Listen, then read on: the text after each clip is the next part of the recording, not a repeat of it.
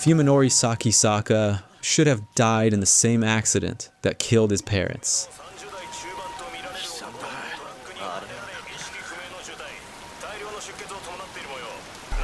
The crash leaves their car crushed beneath an overturned tractor trailer, killing both of Fuminori's parents and leaving him with severe brain damage. He survives only because T University Hospital places him in an experimental neurosurgical program, where doctors use micro-machines to repair cerebral contusion and subdural hematoma that normal surgery could not safely treat.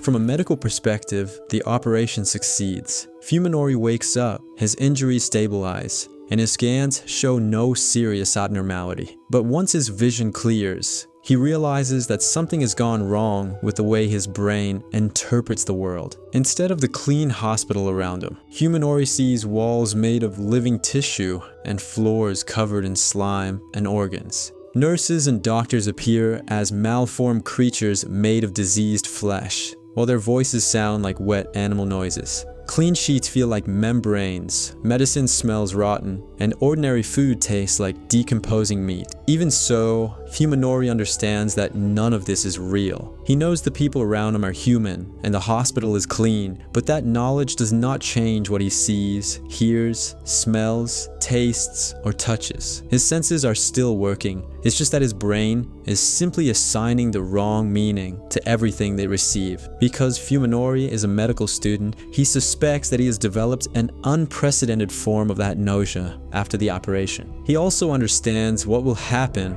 if he tells the doctors. They will either treat him as a psychiatric patient or study him as a rare neurological case. Neither option will restore his senses, so he decides to hide the condition. Because of that, he learns how to behave normally. He stops screaming when staff members enter the room, pretends to eat, and answers questions carefully. He avoids looking directly at anyone because their faces are unbearable, though he makes enough eye contact to prevent suspicion. During the day, he acts like a traumatized patient recovering from a major accident. At night, when a hospital becomes quiet, Fuminori struggles with despair and wonders whether he can continue living in a world that his senses have transformed into a constant nightmare. Then, at around 3 in the morning, a girl enters his room.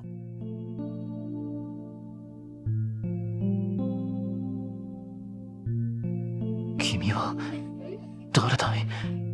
なぜここに？私はサヤ。パパのこと探しに来たの。For the first time since the operation, Fuminori sees someone who looks completely human. She has pale skin, long hair, clear eyes, and a normal voice. And when he touches her hand, it feels warm instead of rotten or wet. After weeks of seeing nothing but monsters, he begins crying and holds on to her. The girl introduces herself as Saya. Saya explains that she lives secretly inside the hospital while searching for her father, Dr. Masahiko Ogai, a physician who disappeared several months earlier. She moves through unused rooms, storage areas, and maintenance passages, stealing food and supplies as she goes. Because no one believes the psychiatric patients who report seeing her, she can remain hidden even when she frightens them. Afterwards, Saya begins visiting Fuminori every night. Sometimes she brings stolen sweets, while other times she tells him about the parts of the hospital that ordinary patients never see. At the same time, Fuminori hears rumors about strange events around the building. Patients wake up screaming after seeing a girl beside their beds. Cats disappear from the hospital grounds, and transplant organs go missing from secured storage. The incidents should make him suspicious of Saya, but he refuses to think about them too deeply. She is the only person who looks human to him, and the only part of the world that does not cause constant disgust. Because of that, he begins measuring everything according to whether it helps him stay with her. When his discharge date approaches, Fuminori asks Saya to live with him. His parents are dead, the family house is empty, and he promises to help her search for Dr. Ogai. More importantly, he knows that he will not survive for long if Saya disappears from his life. Saya does not answer immediately. On the day Fuminori leaves the hospital, his friends Koji, Omi, and Yo drive him home. They are relieved that he survived, but Fuminori can barely tolerate being near them. Their voices are distorted, their bodies look monstrous, and even the inside of the car resembles a chamber made of flesh. But when he finally enters his child's bedroom, he finds Saya waiting on the bed. She asks whether his invitation still stands. Fuminori says yes, and Saya moves into the house with him. 3 months later, Fuminori has returned to university, where he continues doing his best to appear functional. His 3 closest friends still try to include him. Tono Koji has known him since before college and continues to treat him like his best friend. Takahata Omi is Koji's energetic girlfriend, while Tsukubi Yo is quiet and sincere. Before the accident, Yo confessed that she loved Fuminori, but the crash happened shortly afterwards, leaving her without a proper answer. From their perspective, Fuminori is grieving, traumatized, and emotionally distant. From his perspective, however, he is sitting among 3 creatures that smell rotten and produce barely understandable noises. He recognizes them mostly through their positions, speech patterns, and habits. Still hoping he can return to normal, the group discusses their usual winter trip over lunch. Omi wants everyone to go ice skating. Koji tries to bring Fuminori into the conversation, and Yo quietly waits for him to respond. But when Koji leans too close and a small amount of saliva touches Fuminori's face, Fuminori nearly attacks him with a chair. He stops himself, throws too much money onto the table, and leaves without explaining. Afterwards, Omi becomes increasingly tired of his behavior, though Koji continues defending him because he lost both parents and almost died. Yo, meanwhile, remains caught between sympathy and embarrassment because her confession is still unanswered. At the same time, Fuminori returns to T University Hospital for regular examinations. His attending physician is Dr. Ryoko Tanbo, a young neurosurgeon who knows that his recovery is medically unusual. His scans remain normal, but his personality has changed so completely that she suspects something is wrong. During these appointments, Ryoko notices that Fuminori never looks directly at her. He keeps his gaze slightly to the side, which makes it seem as though he is maintaining a contact without actually doing so.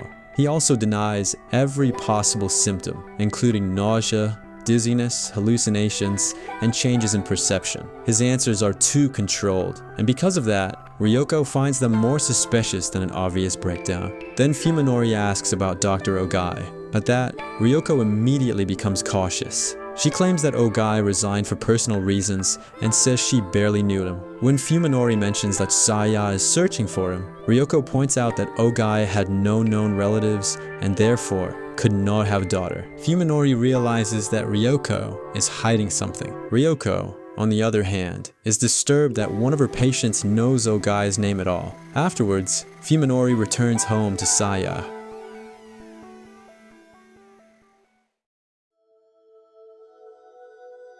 There, the two of them have turned the Sakisaka house into a private environment that Fuminori can tolerate. They cover the walls and furniture with combinations of paint that look normal through his damaged senses, even though the colors would appear violent and unnatural to anyone else. They also keep the windows painted over and the shutters closed so he does not have to look outside. Even inside that controlled space, food remains a serious problem. Rice looks like pus. The soup smells like hospital waste, and vegetables appear to be pieces of diseased organs. Saya repeatedly tries to cook for him, but nothing works. Fuminori then forces himself to swallow a small amount while counting each bite, and Saya apologizes whenever she sees how difficult it is. But strangely, Saya never eats with him. Fuminori notices this, but he does not question it. He also avoids asking how she survived inside the hospital, why animals are afraid of her, or what she does when she leaves the house at night. Saya,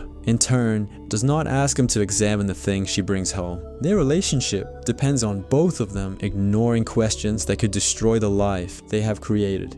At the same time, their relationship becomes increasingly intimate. For Fuminori, Saya is the only person he can approach without overwhelming disgust. For Saya, Fuminori is the only human who willingly offers her affection and companionship. Their shared isolation causes the relationship to become the center of both their lives. When Fuminori asks why she loves him, Saya says that they are the same because they are both alone. At this point, Fuminori does not yet understand that she means it literally. After some time, Yo decides to confront Fuminori one more time. She finds him after a biology lecture and asks whether he is suffering. She tells him that Koji, Omi, and the others still care about him, and that she is willing to listen even if she cannot solve his problems. She also wants a clear answer about the confession she made before the accident. But Fuminori hears concern coming from a creature he can barely stand to look at. Instead of explaining anything, he lashes out. He tells Yo that he remembers her confession and has finally decided how he feels. He says that he hates her, does not want to see her again, and believes Koji and Omi pushed her into imagining a relationship that never existed. Because of that, Yo runs away crying. Koji and Omi witness the conversation from a distance. Koji is shocked because the cruelty does not match the Fuminori he remembers, while Omi becomes furious. She tells Koji to follow Yo, and then she goes to confront Fuminori herself. Shortly afterwards, Omi visits the Sakisaka house. She saw that the property is in terrible condition. The grass is overgrown, and the windows are sealed, and even the air smells like rotting meat. The intercom has been disconnected, but the front door is unlocked, so Omi enters. Once inside, she hears something say, "Welcome home," although the voice does not sound human. A wet shape moves away through the hallway. Omi is frightened, but she keeps going because she came to force Fuminori to explain his behavior toward Yo. As she moves deeper into the house, it becomes even stranger. Slime covers parts of the floor, the air feels damp, and the painted walls use colors that make no sense to her. In the kitchen, a pot is still boiling the side half-cut vegetables, which means someone was preparing food only moments earlier. Then Omi enters the living room, where something descends from the ceiling. Later, when Fuminori returns, he finds Saya eating amongst several shades that look like fruit and meat to him. Saya tries to hide because she is embarrassed to let him see her feeding. But when Fuminori tastes some of the food, he is surprised to discover that it is delicious. For the first time since the accident, he can eat without forcing himself. Saya explains that she caught a large animal, cut it apart, and softened the meat. She says she usually survives by hunting smaller animals in the nearby park. Because he cannot perceive what the food actually is, he accepts Saya's explanation, and instead of questioning where the meat came from, he helps Saya pack it in the containers and place it in the refrigerator. For him, the important thing is that they can finally share meals.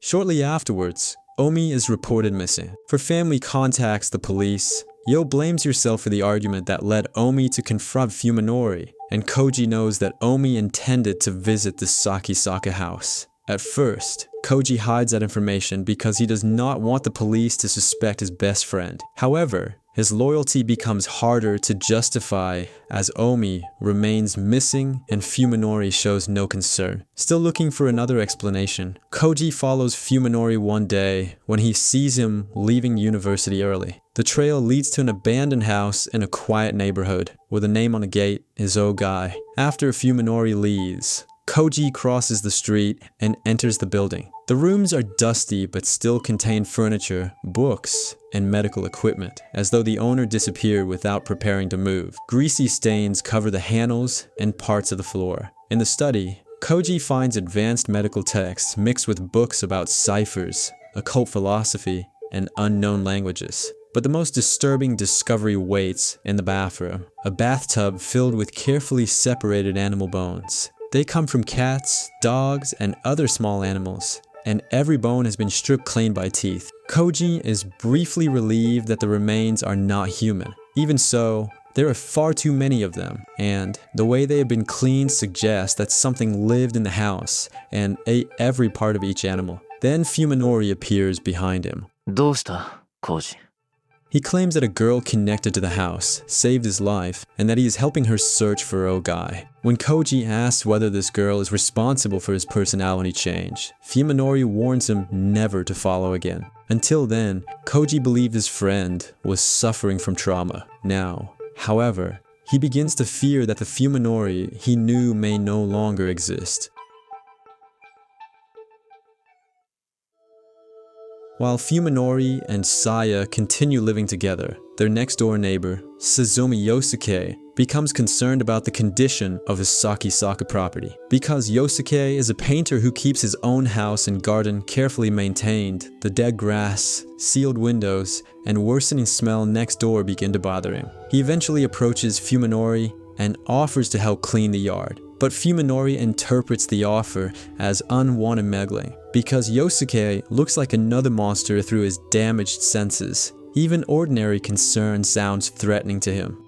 Later that night, Saya disappears for several hours. Fuminori becomes anxious, but she returns before sunrise carrying his stolen medical charts and surgical records from T University Hospital. Once she studies the scans and operation notes, Saya displays a level of medical understanding that should be impossible for a girl her apparent age. She believes she now understands how Fuminori's brain was changed. Human doctors may never be able to cure him, she says, though she might be able to reverse the condition herself. Before she tries it on Fuminori, she meets another test subject, and she chooses Yosuke, the neighbor from before. Saya enters the neighbor's house by melting a hole beside a window latch. When Yosuke finds her, she reaches into his nervous system and begins altering the way his brain processes sensory information. Saya studies his body while changing it, then reproduces the same disorder that affects Fuminori. Afterwards, Yosuke wakes to find that his clean home appears to be made of worms, blood, and organs. His wife and daughter look like monsters, while Saya appears as a beautiful human girl. Unable to recognize his own family, Yosuke panics and violently attacks them. Saya watches with disappointment because she had assumed Fuminori loved her mainly because his altered senses made her look human. If she gave another person the same condition, she expected that person to respond to her with the same kindness. Instead, Yosuke becomes violent. After attacking his family, he follows Saya into the Sakisaka, Fuminori's house, and shortly afterwards, Fuminori returns during the attack. Fuminori retaliates with overwhelming, fatal force, eliminating the threat completely. She tells Fuminori that she can analyze living organisms and rewrite their bodies. After reading his records, she learned how his brain interprets the world and copied the condition into Yosuke. She wanted proof that another person who saw Saya as human would also love her, but Fuminori tells her that she misunderstood their relationship. His altered senses allowed him to approach her, but appearance alone did not create his feelings. He loved Saya because she stayed with him, comforted him, shared his isolation, and gave him a reason to keep living. Yosuke saw the same beautiful girl and still chose to hurt her. Because of that explanation, Saya begins to understand that love cannot be produced simply by changing someone's body or perception. She can create desire, dependence, and obedience through biology, but she cannot directly recreate the relationship she has with Fuminori. Afterwards, Saya offers to cure him. Now that she understands the changes in his brain well enough to reverse them, she can restore his normal senses and return to human world he lost after the accident, if he agrees. This is where the game splits into different endings.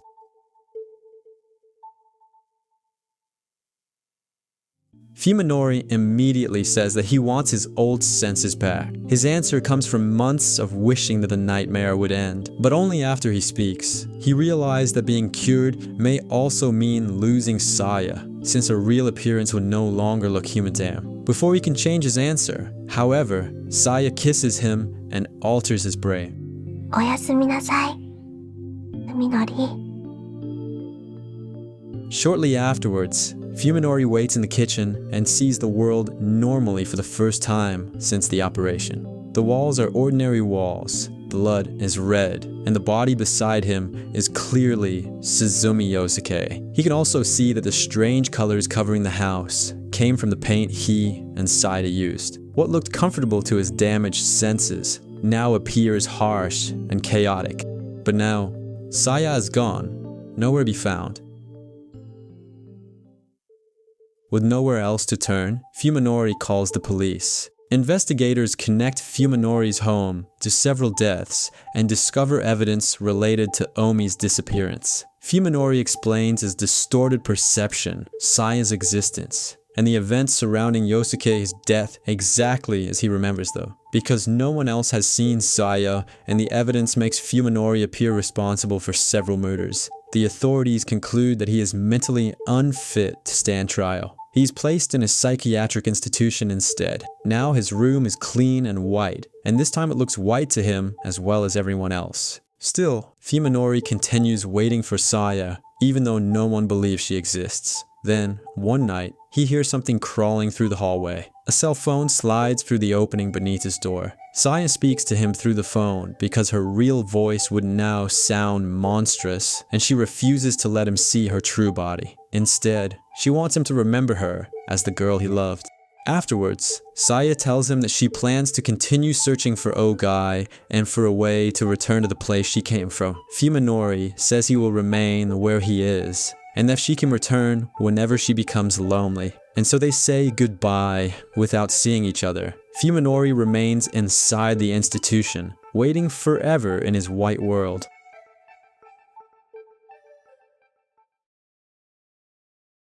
In the main route, however, Fuminori looks at Yosuke's body and decides that restoring his senses would not restore his old life. After all, his parents are still dead. Omi has already been disposed of and consumed. Fuminori has Yosuke without feeling remorse, and he now knows that Saya is not human. A cure would only force him to see the horrible actions he had done, but now in a real human vision. Still, he asks Saya directly whether she is human. When she avoids answering, Fuminori understands the implication. His damaged senses make Saya appear human for the same reason they make humans appear monstrous. He has never seen her true body. Because of that, he tells Saya that he does not need to be cured. From then on, Fuminori stops treating his former morality as something he may return to later. He cuts meat from the remains and prepares it for storage. When Saya explains what Yosuke did before to his family, Fuminori suggests taking them as well. The police will eventually investigate the disappearances, so removing the evidence also gives them more food. Saya asks whether he is certain about the choice he has made. Then Fuminori tells her directly that he loves her and that nothing outside their relationship matters anymore. Afterwards, he shows Saya photographs taken from Ogai's abandoned house. One depicts a remote cabin in Tochigi, which Saya recognizes as a place Ogai used in the past. Although Saya says she no longer cares about finding him, Fuminori still wants answers about what she is and where she came from. At the same time, Koji and Yo meet with Ryoko at the hospital. They tell her that Fuminori has been searching for Ogai, and Koji mentions that Omi disappeared after planning to confront him. Ryoko also discovers that Fuminori's medical records have been stolen. Her reaction convinces Koji that Ogai is connected to the situation. Soon afterwards, Fuminori contacts Koji and asks for help traveling to the cabin in Tochigi. He claims that searching for Ogai has become too difficult to manage alone. Koji accepts because he wants answers about Omi, while Fuminori invites him because he intends to remove the last person actively investigating him. During the drive, Koji repeatedly brings up Omi, but Fuminori responds coldly that Koji realizes the friend he once knew is gone, and decides to uncover the truth on his own. Once they reach the abandoned cabin, the rooms appear empty, and outside, they find an old dry well. While Koji calls Yo to report their location, Fuminori approaches from behind and pushes him into it.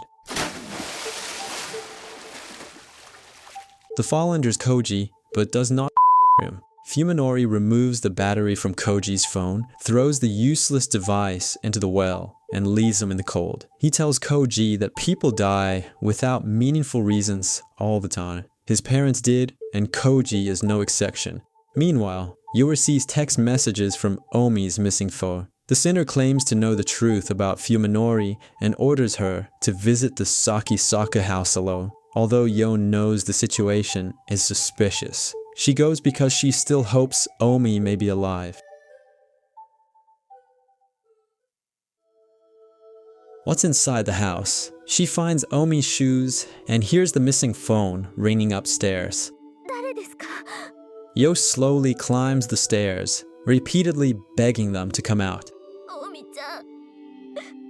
おみちゃん。出てきてよ。お願いだよ。こんなの。やだよ。 The ringing came from a room, but when she pushes open its half-closed door, she finds it empty. By then, Yo is trembling, crying, and barely able to move. Suddenly, something grabs her from behind.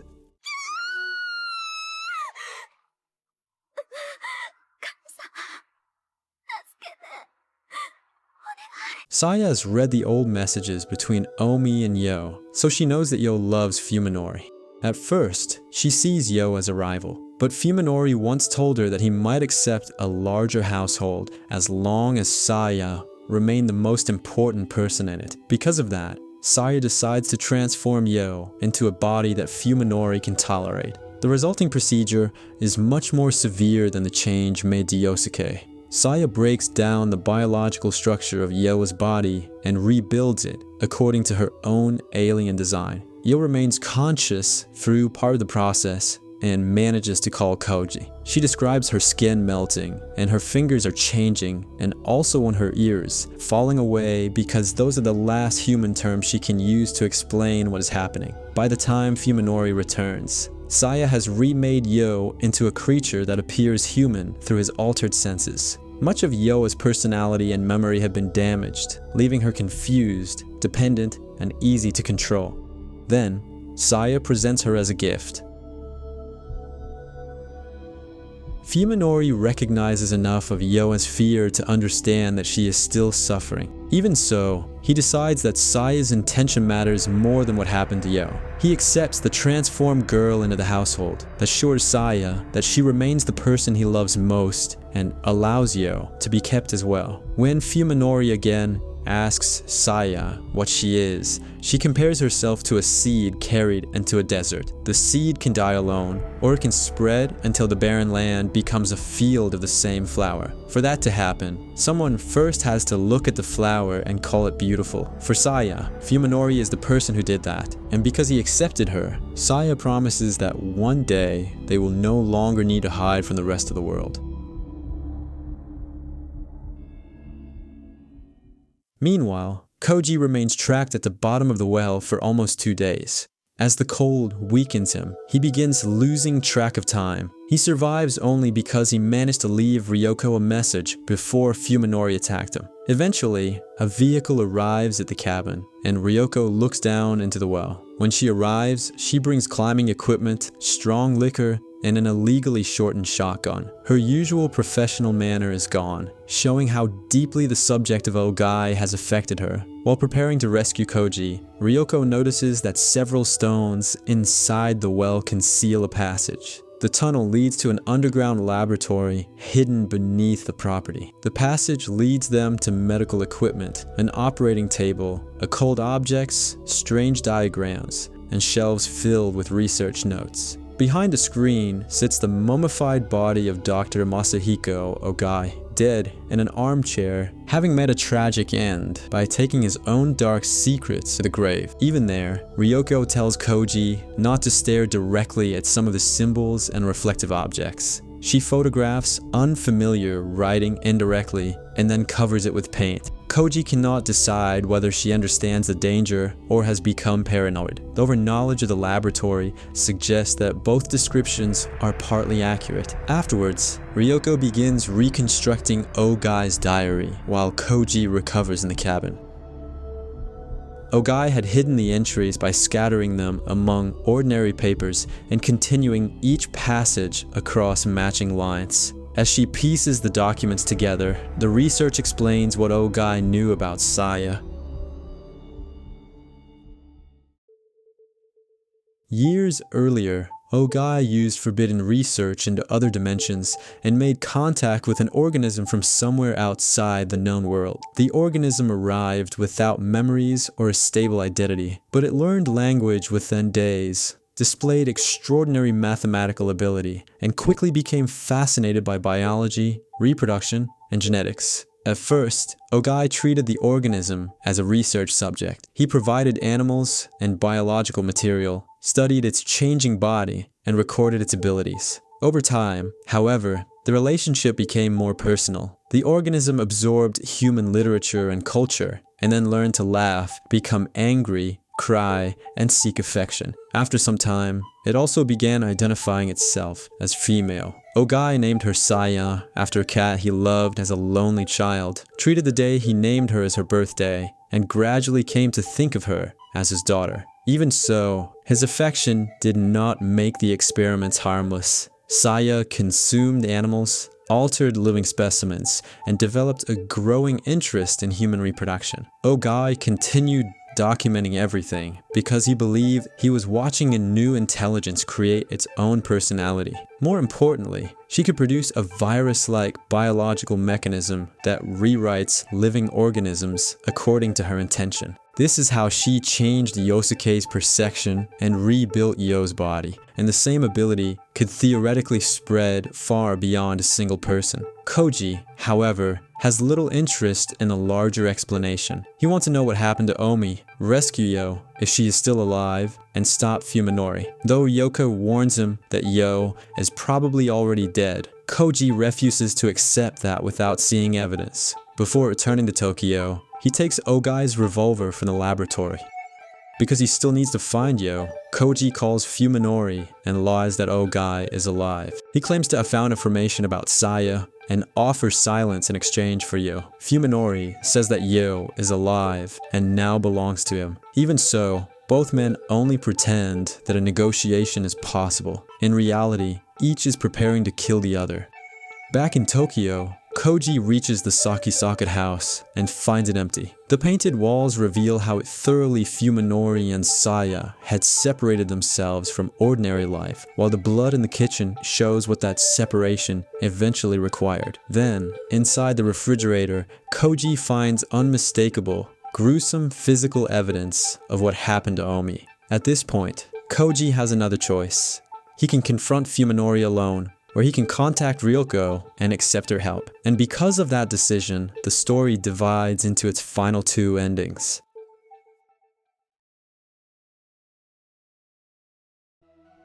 Koji first arranges to meet Fuminori at Ogai's abandoned suburban house, but Fuminori never appears. Instead, he calls at the arranged time, mocks Koji for attempting an ambush, and directs him to the sanatorium. Afterwards, Koji arrives carrying a flashlight and Ogai's revolver, and he enters the building alone. The sanatorium is empty, damaged, and almost completely dark. Wind moves through broken windows, while the corridors smell increasingly organic as Koji travels deeper inside. Eventually, a distorted voice calls his name from a dark room. The speaker begs him to put her out of her misery. When Koji turns on the light, he sees Yo's transformed body. At first, he refuses to accept that the creature is her, but when it continues speaking in Yo's voice and moves toward him, he fires every bullet in the revolver. The shots injure her, but do not stop her because Saya's altered flesh can survive damage that would a human. When a revolver fails, Koji finds a steel pipe and her until she stops moving. Yo's request is fulfilled, though Koji acts from panic as much as mercy. Then Fuminori attacks from the behind of the axe. The two former friends fight through the dark corridor. Fuminori is driven by hatred but has little experience in a serious fight. Koji is physically stronger and quickly learns the timing of his attacks. After blocking several swings with the pipe, Koji injures Fuminori's leg, takes control of the axe, and breaks several of his ribs. But before Koji can finish him, Saya intervenes. Her tendrils pull Koji to the floor and close around his throat. His revolver is empty and no one knows where he is. Because there is no one left to stop her, Saya eliminates him and feeds on his remains while Fuminori watches. Shortly afterwards, Saya collapses in pain. Fuminori initially thinks she has been injured, but Saya says the pain means that her children are ready to be born. Fuminori carries her outside under the winter sky, and then Saya's body opens like a flower, releasing luminous particles that rise into the air and spread with the wind. As the particles begin to disperse, she tells Fuminori that she is giving him the entire planet. The main are the atmosphere, water, soil, and living bodies. Humanity does not simply die. Instead, Saya's biological pattern rewrites it.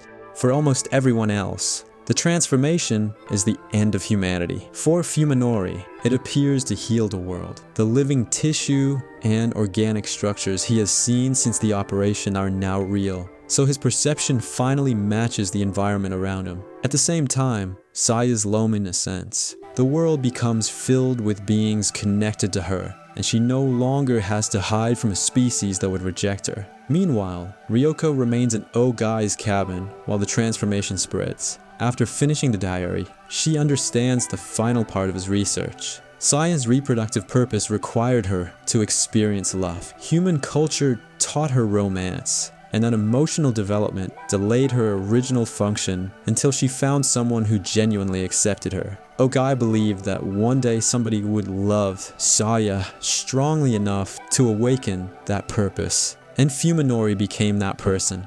By the time Yoko looks down from the mountains, her own body is changing. She has already amputated one transformed hand, and new growths are spreading across her back. There is no remaining way to stop the process. With nothing left to do, she drinks the last of her liquor and watches the city become something new.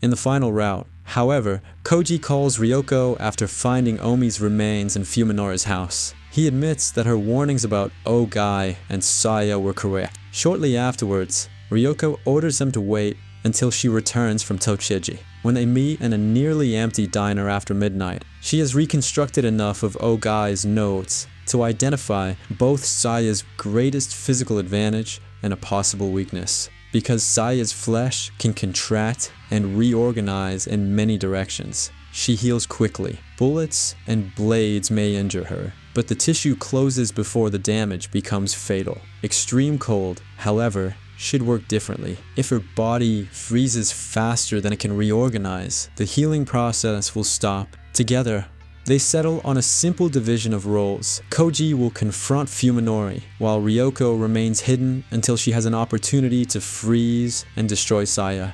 Afterwards, Fuminori sends Koji through several false meeting points to confirm that he is alone. Ryoko hides in the trunk of Koji's car, then slips out behind the debris when they reach the sanatorium. Inside, the trap begins in the same way. Yo calls Koji into the dark and begs him to her. He sees what Saya has done, fires the revolver, and finishes Yo with a steel pipe. Fuminori attacks with the axe, but Koji gains the advantage and breaks his ribs. Just before Koji can Fuminori, Saya grabs him. But this time, a shotgun blast interrupts her. Ryoko runs into the corridor and throws Koji the container of liquid nitrogen. He pours it over Saya, freezing part of her body in a cloud of white vapor. Her tissue can no longer reorganize, leaving the frozen section vulnerable. At the same time, Fuminori attacks Ryoko with the axe. Her next shotgun shell fails to fire, and he drives the axe through her shoulder and chest. Even though Ryoko is wounded, she remains conscious long enough to reload and aim past him. Her final shot strikes Saya's frozen body and shatters it. Because too much of her structure has been destroyed for her to heal, Saya collapses. Once Fuminori sees her dying, he loses the will to continue. Koji raises the pipe, but Fuminori turns the axe on himself and before Koji can strike. Although Saya is also dying, she drags herself across the floor toward Fuminori. Koji repeatedly attacks her and tells her to stay away from his friend. Even so, she continues moving until one tendril reaches Fuminori's face. She touches him once and then dies beside him.